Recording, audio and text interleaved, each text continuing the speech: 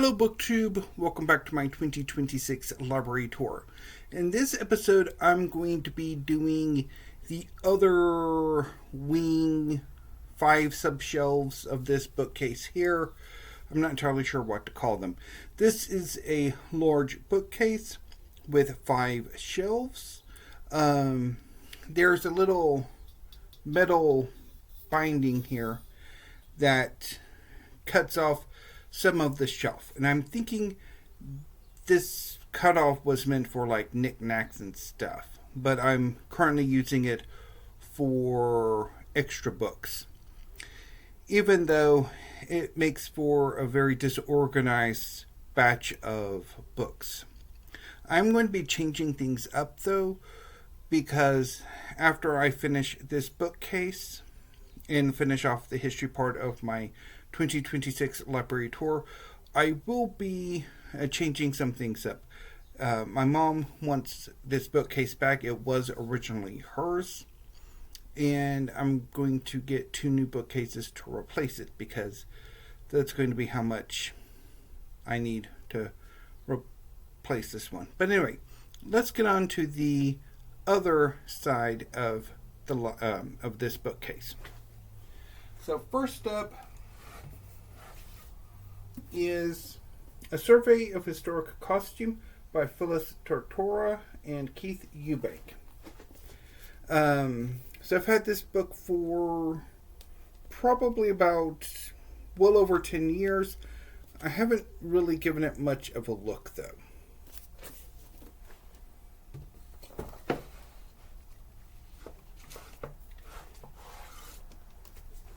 The next book is Gay Life and Culture, A World History, edited by Robert Aldrich. So this is a continent by continent look at gay life and culture from around the world and throughout history. And it is pretty interesting, and it is lavishly illustrated.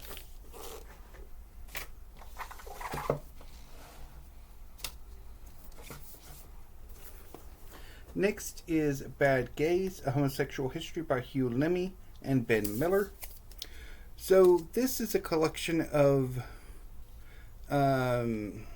chapter-length biographies of certain gays and lesbians that the authors view as being bad gays. This is based on their podcast, which I don't know if it's still ongoing or not. And so some of the individuals mentioned are like Hadrian, Pietro Aretino, James VI and First, Friedrich the Great, Jack Saul, Roger Casement, Lawrence of Arabia, a group of from Weimar, Berlin, Margaret Mead, J. Edgar Hoover, Roy Cohn, Yukio Mishima, Philip Johnson, Ronnie Kay, and Penn Fortuyn. So I tried this out shortly after I picked it up, and I did not get on with it all that well. I might give it another go at some point, though, so I can confirm my thoughts. Invisible Armies, An Epic History of Guerrilla Warfare from Ancient Times to the Present by Max Boot. So this is a pretty interesting look at guerrilla warfare. I remember this rather fondly, although it has been quite some time since I read it. Next shelf. Children of the Night, The Strange and Epic Story of Modern Romania by Paula Kenyon. So this is a contemporary history of Romania. I have not gotten around to this yet, although I did really enjoy the author's previous book, Dictatorland, which we saw earlier.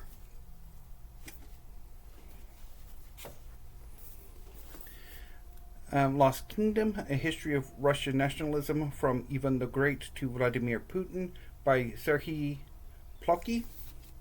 Have not gotten around to this. Empire of Guns, The Violent Making of the Industrial Revolution by Priya Satia. Have not gotten around to this.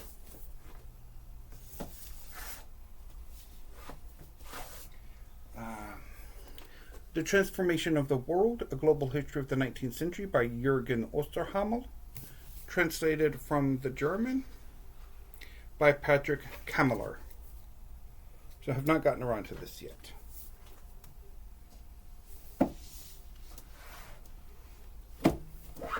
By the same author, Enfabling the East, The Enlightenment's Encounter with Asia, and translated from the German by Robert Savage.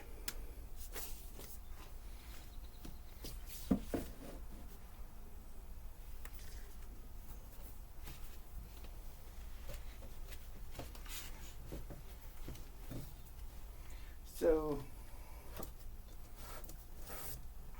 next is The World, A Family History of Humanity by Simon Sebag Montefiore.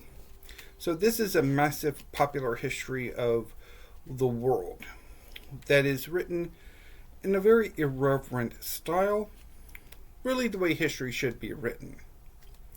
Now there's a problem with the copy that I originally had. There was a massive misprint. So that is why the next book on the shelf is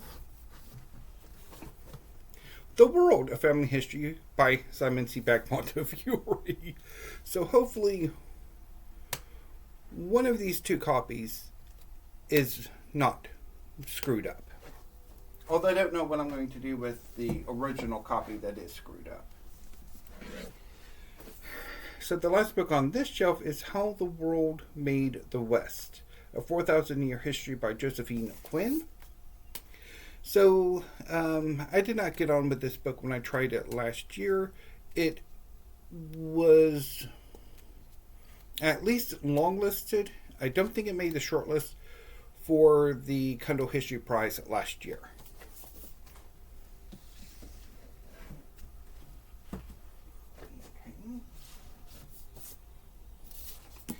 Great Kingdoms of Africa, edited by John Parker, with a foreword by David Adjaye. So this is a collection of chapters on various great kingdoms of Africa by various scholars. Did not particularly get on with it when I tried it a few years ago.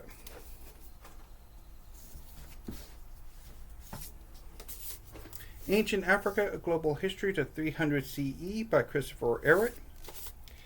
This is a pretty good history of ancient Africa. Checking to make sure this is not translated, because I think the next one will be translated, but this was pretty good.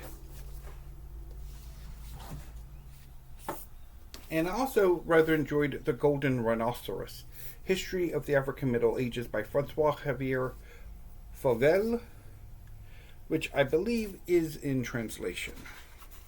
Yes, translated from the French by Troy Tice. No, this was pretty good too.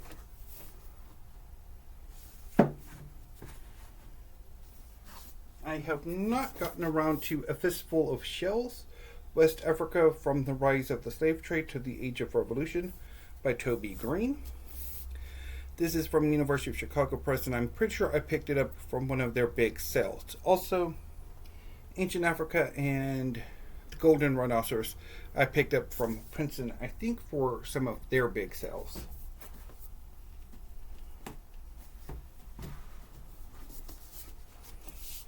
Freedom, The Overthrowing of the Slave Empires by James Woolven. Have not gotten around to this yet. And I haven't gotten around to Empires in the Sun, The Struggle for the Mastery of Africa by Lawrence James.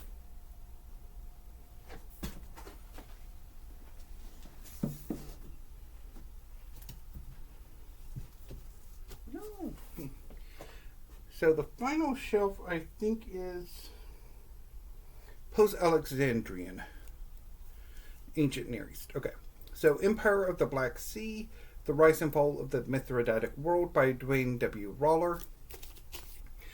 So this is the history of the Kingdom of Pontus and its line of kings, the Mithridates. It is pretty good, but if I remember correctly, there's a middle, or there's a part of it that didn't really quite work out. But it's been a while since I read it.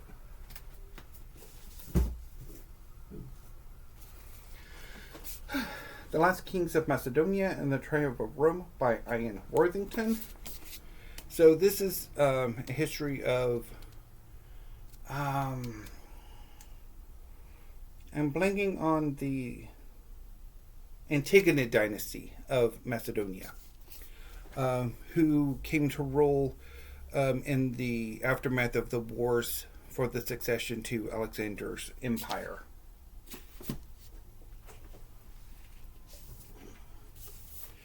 The Making of a King, Antigonus Gonatas of Macedon and the Greeks by Robin Waterfield.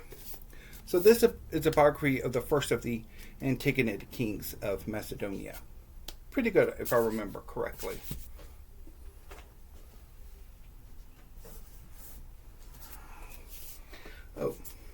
After 1177 BC, The Survival of Civilizations by Eric H. Klein. So this is the sequel to Before 1177, and this looks at sort of the post-Bronze Age collapse of the world and how the civilizations of the ancient Near East sort of restarted and new civilizations formed. Unfortunately, I did not get on with this book when I tried it earlier this year.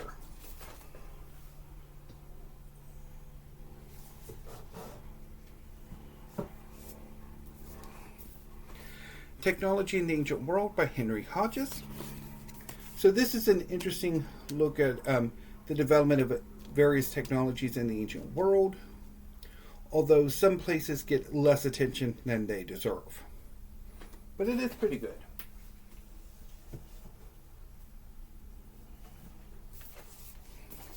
By the Spear, Philip II, Alexander the Great, and the Rise and Fall of the Macedonian Empire by Ian Worthington. So this is a look at the Macedonian Empire from Philip to the Wars of the Successors, which is largely the fall of the Macedonian Empire. Pretty good if I remember correctly.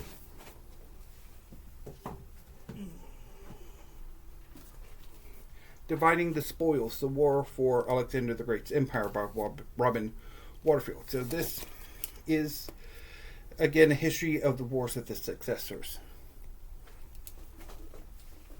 And finally, Carthage Must Be Destroyed, The Rise and Fall of an Ancient Civilization by Richard Miles. So this is a not too recent history of Carthage. I know one just came out recently, although from what I can gather, it hasn't necessarily surpassed this one yet, although I have not read this one yet, or the newer one, so I cannot confirm or deny that assessment. So that concludes the two side shelves of this bookcase. I will be back next week for the final 5 episodes of the history part of my library tour. So look forward to that. And then I will report later on how I'm going to change things up. So until then, thank you, BookTube. Have a great rest of your afternoon and have a great weekend.